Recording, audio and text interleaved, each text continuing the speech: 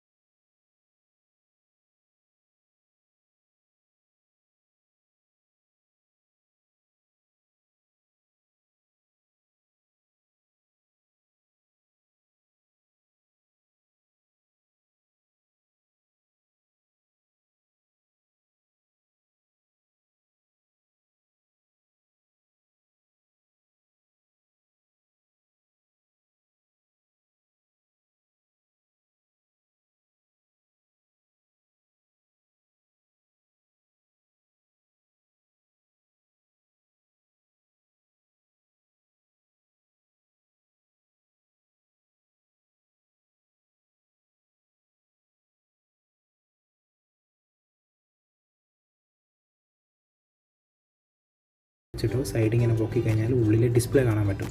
അപ്പോൾ ആ ഡിസ്പ്ലേയുടെ അടിയിൽ കൂടി എന്തെങ്കിലും ഒരു ഷീറ്റ് കയറ്റി കൊടുക്കുക. ഇതേപോലെ കട്ടി കുറഞ്ഞ ഷീറ്റ്, അധികം ഓവർ കട്ടി വേണ്ട. ഈ സ്ക്രീൻ ഗാർഡിൻ്റെ ബാക്ക് സൈഡിൽ വരുന്നൊരു ഷീറ്റുണ്ട്, അങ്ങനത്തെ ഷീറ്റ് കിട്ടിയാലും മതി. അതാകുമ്പം പെട്ടെന്ന് കിട്ടും. അതിന് ലേശം കട്ടിയുണ്ടെന്നേ ഉള്ളൂ, ബട്ട് എന്നാലും ഉള്ളിലെ ഗമ്മ് നമുക്ക് പെട്ടെന്ന് കട്ട് ചെയ്തെടുക്കാൻ വേണ്ടിയിട്ട് ആ ഷീറ്റ് യൂസ് ചെയ്യാൻ പറ്റും.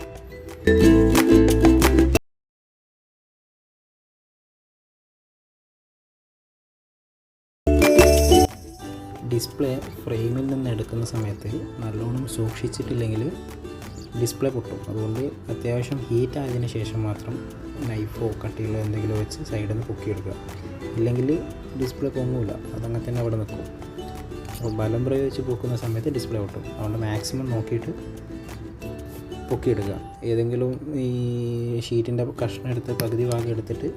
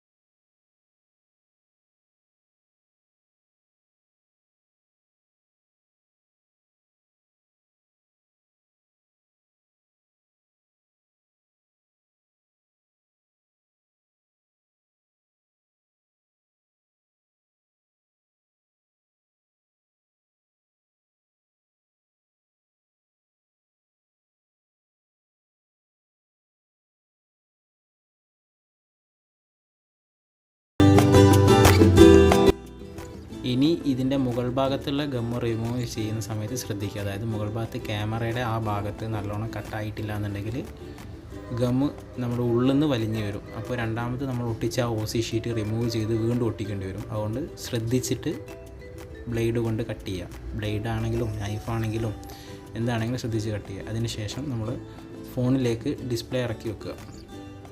അടുത്ത സ്റ്റെപ്പ്, നമ്മൾ ഒട്ടിച്ച OCA ഷീറ്റിൻ്റെ മുകളിലുള്ള ഷീറ്റ് കൂടി ഇതുപോലെ റിമൂവ് ചെയ്തെടുക്കുക. പതിയെ റിമൂവ് ചെയ്യണം. പെട്ടെന്ന് വലിച്ചു കഴിഞ്ഞാൽ ഡിസ്പ്ലേ അതിൻ്റെ മുകളിലേക്ക് പോരും. അപ്പോൾ നമ്മൾ എവിടെയും ടച്ച് ചെയ്ത് കഴിഞ്ഞാൽ ആ OC ഷീറ്റ് വീണ്ടും പറിച്ച് വീണ്ടും മാറ്റി ഒട്ടിക്കേണ്ടി വരും. അതിനുശേഷം നമ്മുടെ സൈഡിലുള്ള എല്ലാ ആംഗിളും കറക്റ്റാണോ നോക്കുക. എല്ലാ ഭാഗത്തും കറക്റ്റ് ലെവലാക്കി വെച്ചെടുക്കുക. നൈഫ് കൊണ്ടോ അല്ലെങ്കിൽ വേറെ എന്തെങ്കിലും സാധനം കൊണ്ടോ ഇതുപോലെ സൈഡൊക്കെ കറക്റ്റ് ഗ്യാപ്പ് എല്ലാം ഓക്കെ ആണോ ഇല്ലയോ എന്ന് നോക്കുക. അതിനുശേഷം നമ്മൾ ടച്ച് ഗ്ലാസ് എടുത്തിട്ട് ഇതുപോലെ ഒട്ടിച്ചെടുക്കുക. ടച്ച് ഗ്ലാസിൻ്റെ അടിയത്തെ ഷീറ്റ് ഞാൻ ഓൾറെഡി പറിച്ച് വെച്ചതാണ്. അതുപോലെ നിങ്ങളും പറിച്ചിട്ട് ഏതെങ്കിലും ഒരു ഭാഗത്ത് വെച്ചതിന് ശേഷം എല്ലാ മൂലയും ലെവലാക്കി വെച്ചിട്ട് ഡിസ്പ്ലേയിലേക്ക് ഒട്ടിച്ചു കൊടുക്കുക. എന്നിട്ട് സെൻറ്ററിലൂടെ നമ്മളൊരു കൈയൊന്ന് പ്രസ് ചെയ്ത് കൊടുക്കുക. ഉള്ളിൽ ചെറുതായി ഒട്ടും.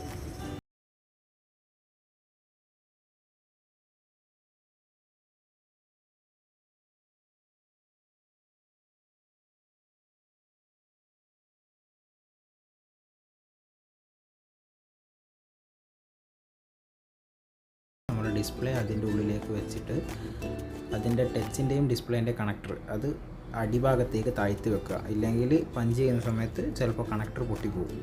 അതുകൊണ്ട് അത് താഴോട്ടേക്ക് ആക്കി വെച്ചതിന് ശേഷം അത് ക്ലോസ് ചെയ്യുക. എന്നിട്ട് മെഷീൻ ഓണാക്കുക. ഒരു 30 സെക്കൻഡ് 40 സെക്കൻഡ് ആകുന്ന സമയത്ത് അത് ഓട്ടോമാറ്റിക്കലി പഞ്ചായിട്ട് ലാമിനേഷൻ ആവും.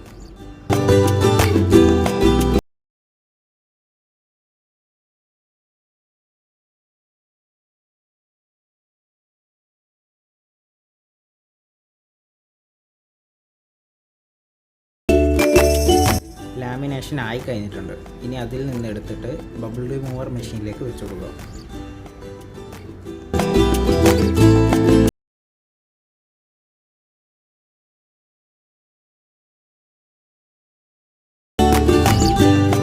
ഇനി മെഷീൻ ഓൺ ചെയ്തതിന് ശേഷം 8 മിനിറ്റ് നമുക്ക് വെയിറ്റ് ചെയ്യാം.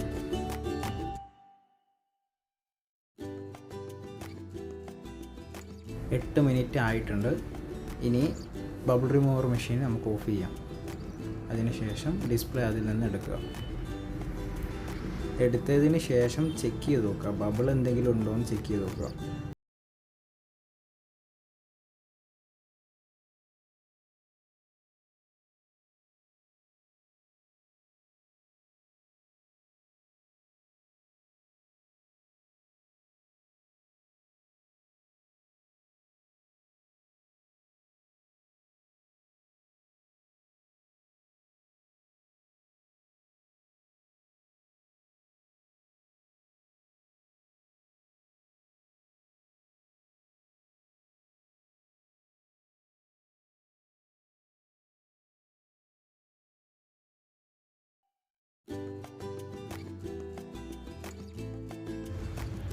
ടച്ച് സോൾഡർ ചെയ്യുന്ന സമയത്ത് സൂക്ഷിക്കുക. അപ്പുറത്തെ ലെയറിലേക്ക് ഷോർട്ട് ആവാത്ത രീതിയിൽ നല്ലോണം നോക്കിയതിന് ശേഷം സോൾഡർ ചെയ്യുക. ചില സമയത്ത് നമ്മൾ സോൾഡർ ചെയ്യുമ്പോൾ അങ്ങോട്ടും ഇങ്ങോട്ടും ഷോർട്ടായി കഴിഞ്ഞാൽ ചിലപ്പം ഡിസ്പ്ലേ ഓൺ ആവണമെന്നില്ല. അതുകൊണ്ട് കറക്റ്റ്ലി ലെഡൊക്കെ വെച്ചതിന് ശേഷം കണക്ടറിൻ്റെ മുകളിലേക്ക് സോൾഡർ ചെയ്യുന്ന സമയത്ത് അങ്ങോട്ടും ഇങ്ങോട്ടും ഷോർട്ട് ആവാത്ത രീതിയിൽ വെച്ച് കൊടുക്കുക.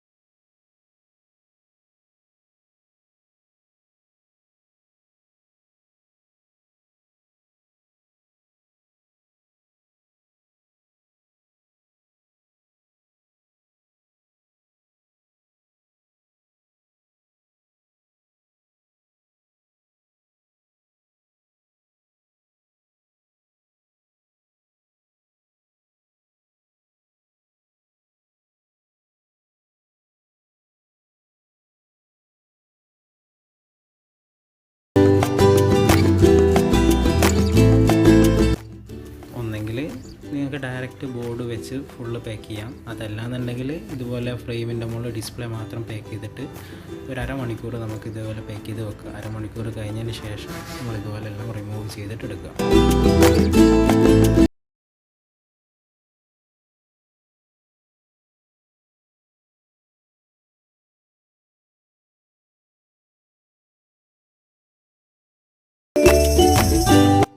ഇനി നോർമലി നമ്മൾ പാക്ക് ചെയ്യുന്ന പോലെ തന്നെ ബോർഡും ബാറ്ററിയും ഒക്കെ കണക്ട് ചെയ്ത് നമുക്ക് ഫുള്ളായിട്ട് പാക്ക് ചെയ്തെടുക്കുക.